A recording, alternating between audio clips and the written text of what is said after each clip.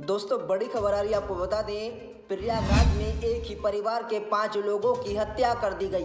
बता दें महिला और 3 बेटियों का गला काट दिया गया। फांसी पर लटके पति के हाथ पर मिले खून के निशान।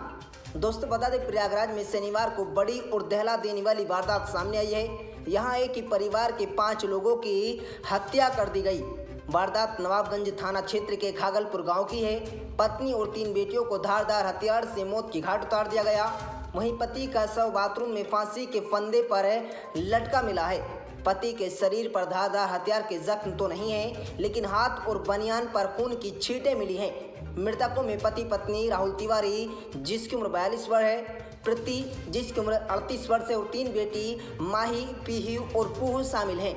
दोस्तों पुलिस को आशंका है कि पति ने पहले पत्नी और 3 बेटियों को हत्या की, इसके बाद खुद फांसी लगाकर जान दे दी। वहीं मृतक राहुल की बहन का आरोप है कि उसका ससुराल वालों से काफी बात चल रहा था। ससुराल वालों ने हत्या को अंजाम दे दिया है। एसएसपी अजय कुमार ने बताया कि राहुल ने हत्या कर खुद फांसी लगा ली या सभी की किसी और से हत्या करवाई है। इन सभी एंगल से पुलिस जांच कर रही है। कुल 7 टीमें तफ्तीश के लिए बनाई गई हैं। पुलिस के मुताबिक पोस्टमार्टम रिपोर्ट के आने के बाद स्थितियां साफ हो जाएंगी। दोस्तों घटना स्थल पर पहुंचते ही जिसने भी क्राइम सीन देखा उसके मन में एक के बाद एक कई सवाल खड़े हो गए। दरअसल राहुल तिवारी का शव फांसी पर झूल रहा था, जबकि पत्नी और बच्चों के शव बेड पर पड़े थे। हत्या के दौरान खून की छींटें दीवारें और कमरों पर फैली थी। मौत के विरोध को लेकर किए गए संघर्ष की वजह से बेड पर पड़े चारों के शव पर कपड़े अस्त व्यस्त हो गए थे।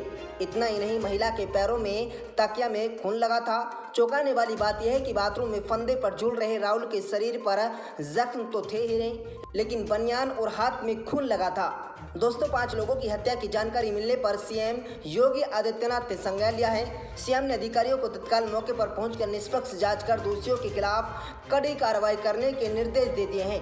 प्रयागराज में करीब 5 महीने पहले एक ही परिवार के 4 लोगों को कुल्हाड़ी से काट डाला था।